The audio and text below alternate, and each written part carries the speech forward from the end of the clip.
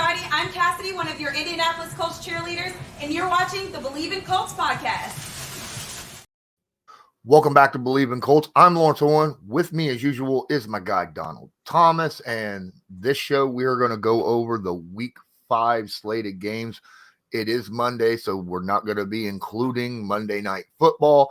But there's plenty to talk about what happened yesterday on Sunday. I mean, holy crap. There was games I did not expect to go the way it went. There was games that I fully expected it to go. And then there were games that went the way I thought they were going to go, but in drastic. Like, for instance, I figured the Saints would beat the Patriots.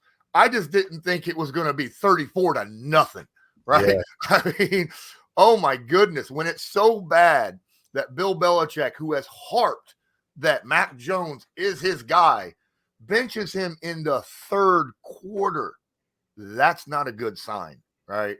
So we're going to get into a bunch of these games here coming up. But before we do, I got to remind everybody that BetOnline is your number one source for all your betting needs. Get the latest odds, lines, and matchup reports for baseball, boxing, golf, NFL, and more.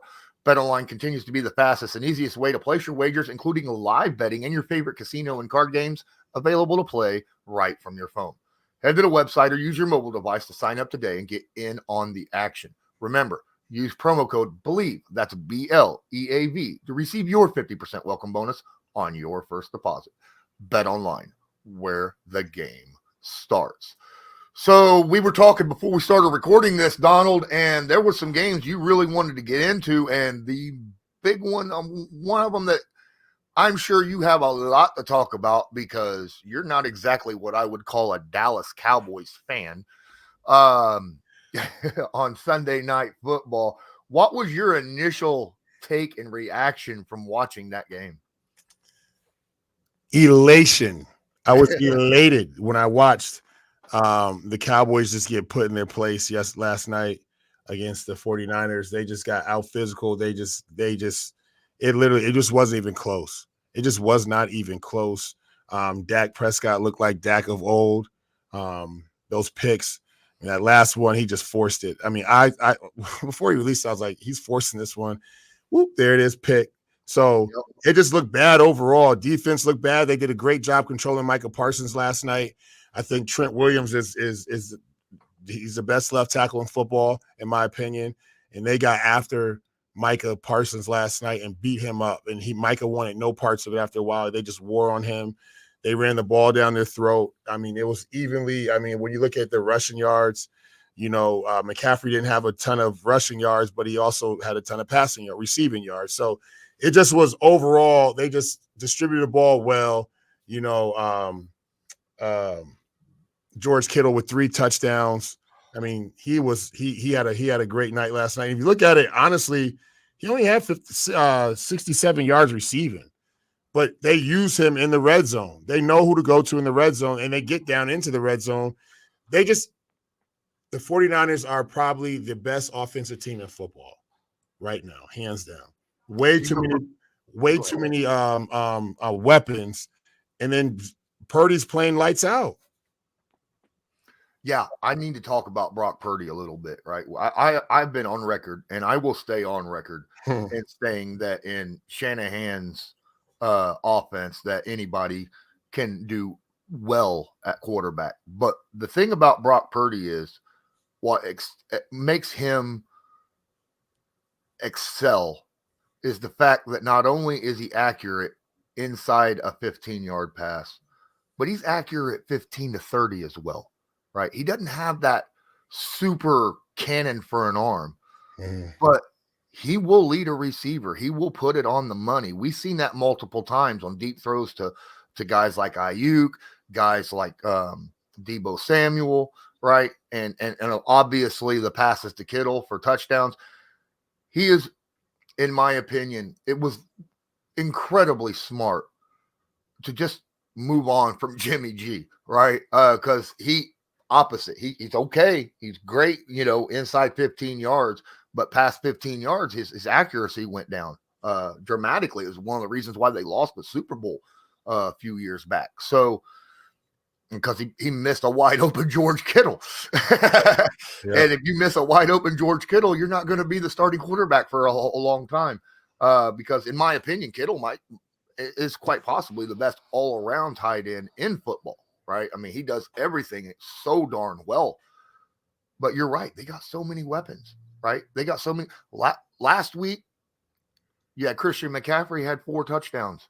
This week, it was George Kittle. Next week, it could be, Debo. You just don't know who's going to get the ball on this San Francisco 49ers offense. And then, of course, the defense, they play good football too. So it makes it very difficult no matter who plays San Francisco. It's a reason why they are 5-0 right now. Yeah, absolutely. I mean, they're proving it week in and week out. And it just goes to show, they're one of the 6 teams that have opened the season with 30-plus points in the first 5 games or whatever it is. So one of 6 teams that have ever done that. So they're showing that they are a prolific offense. And, I don't know what the game plan is to stop them because there's so many different weapons. You try to contain George Kittle and McCaffrey goes off. You try to contain McCaffrey and Kittle, and then Debo goes off. And then you try to contain all 3, and then some unsung hero goes off. So, and they got the defense to back it up. I can't wait. I don't think that the 49ers will play Philly in the regular season. It's going to be a playoff matchup. So I'll be interested to see how those 2 teams match up come playoff time. But right now, the big bad bullies are in the West. And, I said it, Philly was the best team in football at one point, and I think the powers are shifting a little bit because 49ers aren't playing with anybody. It literally is just bully, beat up football week in and week out. Yeah, I agree. Philly, they did win their game, but it wasn't the same look that we're used to seeing, right? Right. The offense looks, it's still somewhat effective, but you could obviously see where Shane Steichen is not there making the play calls from last year to this year, right? You could definitely see that. And they did end up beating the Rams, which beat the Colts, the previous week. But this defense for Philly, oh my goodness, no, it's so nasty. That defense as a whole, they got cornerbacks, they got safeties, they got linebackers, and that defensive line might be the best in football, right? And it's going to be tough. Jalen Hurts is a good quarterback, but I got a feeling that this year Philly's going to win a lot of games just riding off their defense. Oh, 1,000%, 100%. I mean, that allows Jalen Hurts to be more efficient when his defense is giving him the ball more, right? And also getting turnovers and giving them good field position. He's going to, take advantage of that. The defense is what keeps him in the game all the time. I mean, because if you really look at it, they really haven't had a ton of runaway games, right? And so it's been, they'll score, defense get the ball back to them, but they're in dogfights. They've been in some dogfights this year. But one thing that's interesting and really great about Philly is, they finish football games. And they're a finishing football team, and they don't quit. And so they know that they're a good team. They have to figure out why they're in some of these dogfights, more than others. And they just have to come out. I think Philly needs to come out the gate. Like, Philly's a team that they're like a momentum-building team, right? Like, they come out, they'll make a couple plays, and, but they don't just come out and just be like, boom, boom, boom, boom, boom, and it's 21-0 by the second quarter. Like, they'll come out and they'll score two touchdowns or something like that. They'll let the team score, and it'll be a 10-7 game going into half. And then before you know it, that team that shouldn't be sticking with them is sticking with them, and they're doing just enough, and they squeak a win out. But they do have a decent running game. Like, they have a really good run game. I just want to see Swift be a little bit more consistent. Like I see, Swift, he had yesterday 70 yards, but you see monster games from him early in the season already. And granted, LA's got a pretty good front four, and they kind of control, the run game a little bit. But at the end of the day, Jalen Hurts was their leading rusher with 72 yards, 2 more yards than Swift had. But, it's even, right? I mean, if you look at really Jalen Hurts, he almost had 400 yards of offense. between passing the ball and running the football, 370 something, 75 yards. That's pretty impressive, man. Like that's pretty impressive. That is very impressive. You talk about Philly, where they don't really start games off on fire. There was a team yesterday that generally do start off on fire in the first quarter, and yesterday morning in London, oh yeah, the Bills, first time all year, they didn't get a point in the first quarter, and Jacksonville jumped out to the lead, and they held that lead. And I don't understand why Bills were considered the home team in London. Jacksonville plays in London every single year. That's like their second home. They probably do better in London than they do in Jacksonville, right? Record-wise. So, I mean, I don't understand why they were like, oh, this is a Bills home game. My ass. Listen. So I played in London back. That's how old I am with this against the St. Louis Rams. And I can't remember if we were home or away. It didn't even matter. Like the fans there have on Steelers jerseys and Dolphins jerseys, you know what I'm saying? Giants, like they're just there to see American football, and they're cheering at flags being thrown, right? Like they don't know they know what's going on a little bit, but they don't know. They're cheering for both teams. It doesn't matter. So there's no advantage for a home and away game. But here's the deal. Buffalo didn't take care of business. Buffalo was clearly a better team than Jacksonville, and we talked about it. Milano got hurt, and that changed the whole complexion of that defense, ultimately affected the game. Because if you really look at it, when Buffalo's firing on all cylinders, there's no way that Jacksonville is in it with Buffalo, right? But they allowed them to stay in the football game. Jacksonville played well, and they took advantage of a weakened Buffalo defense with Milano being out because he's their playmaker. He makes plays, and their playmaker was out. They lost a football game. They got out physicaled, and Trevor Lawrence, he had a hell of a day with 315 yards passing. No interceptions, one touchdown. That's a hell of a day of football, in my opinion. There was so many missed tackles in this game by the Buffalo defense. The Jacksonville had so much yak yards, yards after catch, yards after contact, right? Yeah. Jacksonville does have a lot of speed on their team, right? I mean, between Etienne and Ridley and Agnew and their tight end, they got speed. So, the thing about Buffalo, they were too worried about right up the gut, and they needed to protect the edges, right? Because there was a lot of, stretch plays, reverses, things of that nature that went for big yards, and it caught them off guard. And that was a big issue. And I get you where you're talking about, the loss of Matt Milano, I think on the second drive of the game, right? At that point, he's the guy that recognizes, hey, they're in a, this formation, watch the reverse, watch the pitch, watch this, watch that.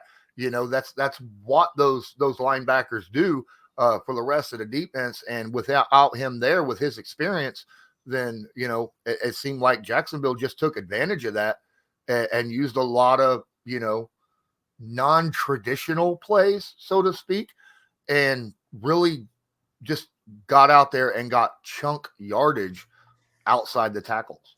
Well, this is twice that, Buffalo deserved to lose a football game.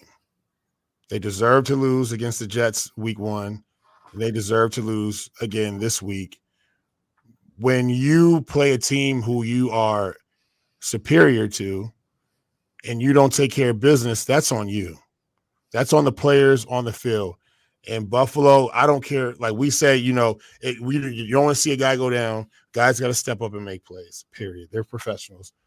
But when you don't come in and just take care of business right away, I don't know if it was distractions of being in London. I don't know if it was distractions of whatever it was, just being out of your element, or Milano getting hurt or whatever. Like, if you don't come in and take care of business, like, you guys should have been getting after Trevor Lawrence. You guys should have been running the football down Jacksonville's throat. Like, but you didn't do any of that. And then Jacksonville was like, all right, we know that they have some strong points on defense. They just started misdirecting, misleading, trick plays. They had Buffalo on the ropes, and you see what happened. Yeah, definitely. I know there's another game that you wanted to talk about. I believe it is an AFC North matchup, right? Where the Ravens lost to the Steelers in a game that I picked the Ravens to win. I thought for sure, that Lamar Jackson would at least be able to get over, 20 points against the Steelers because the Steelers offense ain't all that, but there you go. There you go. They end up losing 17-10. You can change the players in the locker room. You can change the coaches. You can change all of that. But when you have a rivalry like the Pittsburgh Steelers and the Baltimore Ravens, everybody knows what that is, and everybody comes to play. And it's a toss-up.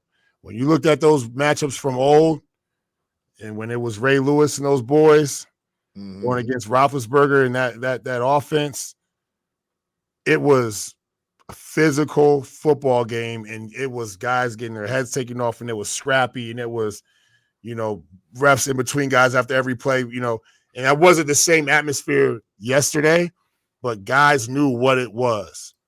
And Mike Tomlin had his guys teed up, ready to go against Baltimore, period.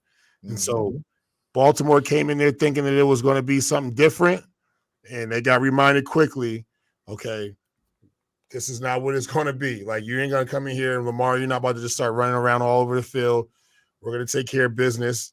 And I think that this past week, Mike Tomlin's a smart coach. He's a smart coach. He's not going to do anything out of the ordinary when it comes to what he knows his offense is capable of doing. And you saw yesterday, they stuck to just what they're used to. They were very basic yesterday. They were very, very basic yesterday. Pickett, 234 yards, touchdown, no interceptions, cut down on the interceptions, turnovers. Right? They ran the ball decent, not crazy. Only 87 yards of running the football is it's not winning football, but you have to look at it from a defensive standpoint. Pittsburgh's defense showed up, and they allowed them to have inferior rushing yards. They allowed them not to have to air the ball out because they played good defense yesterday against a team like Baltimore, who's still a one-trick pony with all those injuries that they have over there. And if you can control Lamar Jackson, he missed a couple throws. There were some drop balls from his receivers and tight ends that really could have changed the complexion of that game. But in a game like that, you can't afford to have drop balls and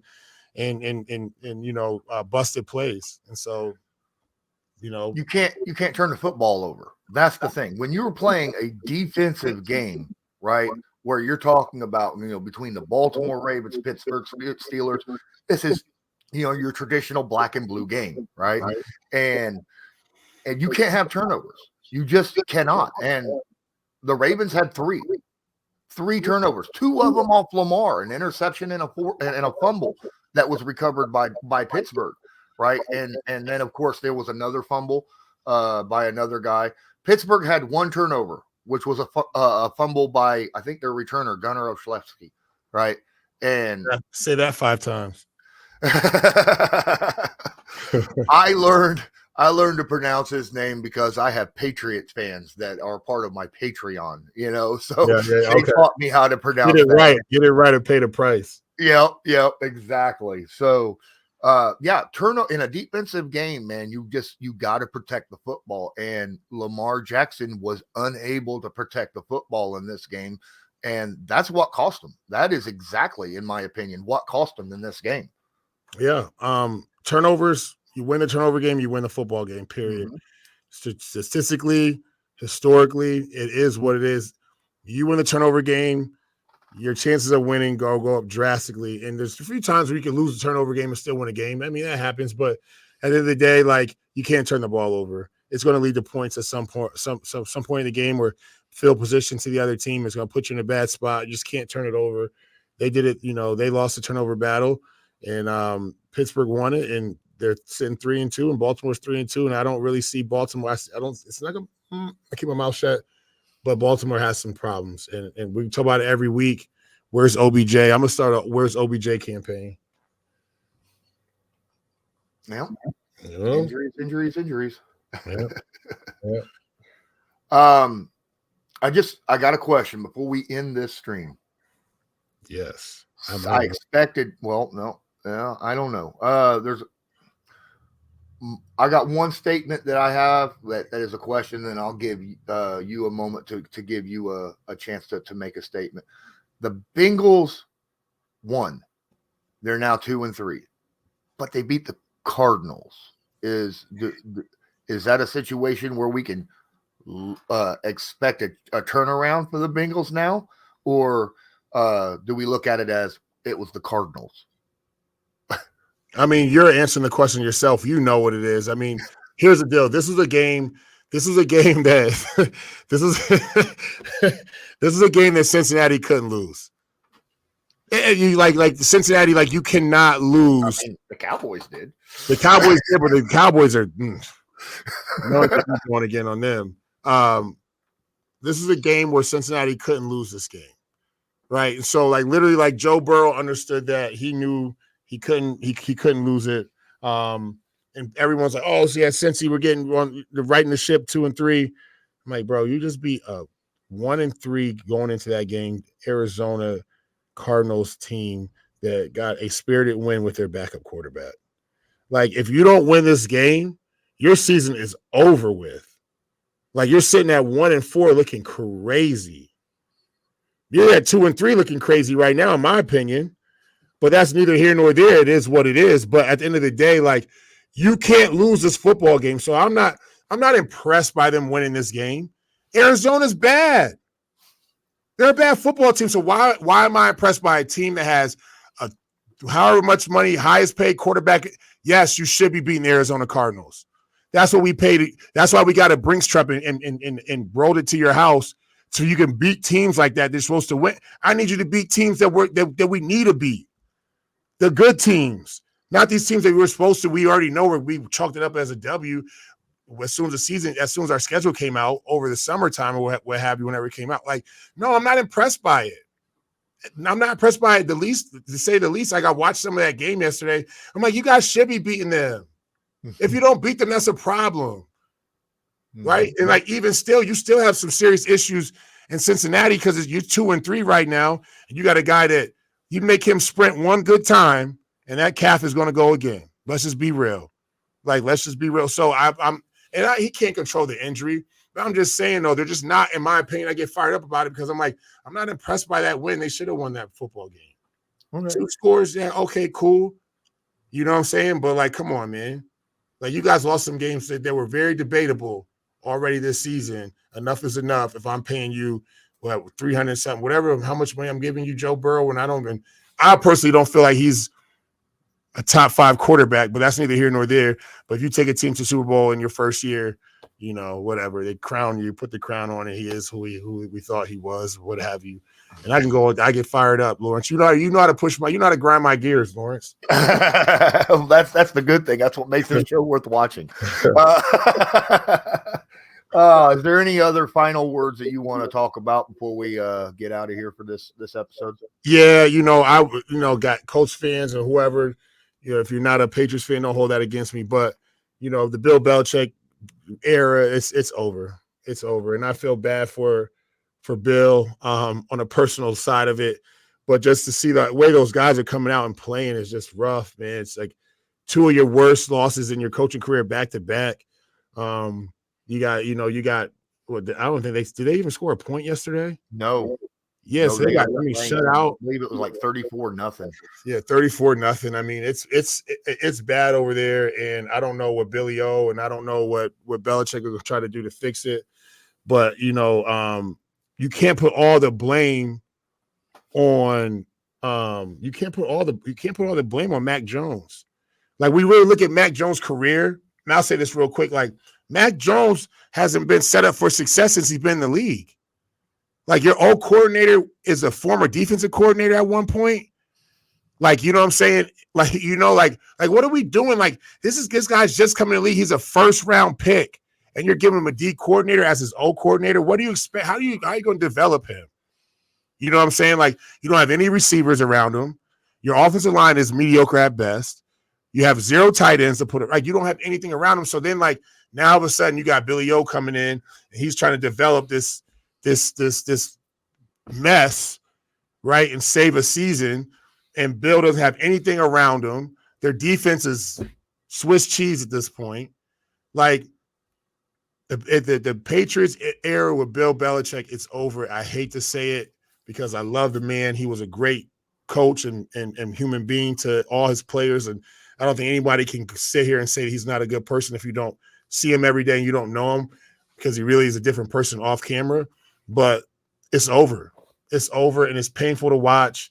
And I hate to see him go out like that. But 34-0, I mean, that's bad, man. They're 1-4, and they're easily against a team that was 2-2, against the Saints, right? I mean, you can understand it if it was like Buffalo or Miami or Kansas City or, San Francisco or something of that nature, Philly even. You know? But against the Saints, that's not a good look at all. And you were talking about, the offensive line mediocre at best. That is so really weird to hear, because I've said it myself about a Bill Belichick New England Patriots team.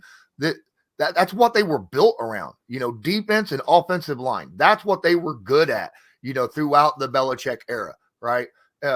They seem to be able to get anyone, anywhere, and turn an offensive lineman into a premier offensive line player and do really, really good at that. And now you're looking at their offensive line going, there's a lot to, there's a lot left on the table here. We need to do something. And it's just really weird to see with this team. Well, they lost the best, offensive line coach, hands down, in my opinion. Howard Mudd, maybe second to him, and that's just because I never played for Howard Mudd. But Dante Scarnecchia, I mean, he was just an offensive line guru, literally. Like, the man does clinics, and coaches come from all over just to hear his teachings, how he taught us how to play the game, play offensive line. So when you lost that part of your, I mean, this is the stuff that people don't understand and see. Like, the position coaches are very, very important. Like, they're huge. So, like, when we had Dante Scarnecchia, he was one way and one way only. And we play this way, and this is how we're going to do things, and this is how we're going to block this and block that. And you bring someone else in that doesn't have those same teachings or same philosophy or same way of getting guys to buy into his system. Now you see a mediocre offensive line start to form. Now you see the rushing yards go down. Now you see the protection go down. And now you see this whole thing just start crumbling down because you don't have those building blocks, foundations that are behind the scenes that are being drilled into the players every single day. And Dante Scarnecchia, he was old. When he was old when I was there, the man wanted to retire. I think he's 70 years old, maybe 71 now. I mean, like, it's time for him to go sit down and be with his wife and relax. I mean, he was at one point the longest tenured, Patriots coach, but past Bill Belichick and everybody. Like, he had been there before Bill got there. So, he was a staple of that team. And when he left, I think they're really feeling it, the effects of it now. A lot of people don't even know who Dante Scarnecchia is. We call him Scar, but he's the best offensive line coach that game's ever seen. All right. Well, I think that's going to do it for this episode. Breaking down this past week 5 of the NFL season. Again, man, there was a lot that head scratchers. And then, there was also a lot of games that was just like, yeah, I pretty well expected what I saw from that. Yeah. All right. I think that's going to do it. I'm Lawrence Owen. That right there was Donald Thomas. This was Believe in Colts, brought to you by Bet Online. And as usual, have a good one. Peace. Do you believe?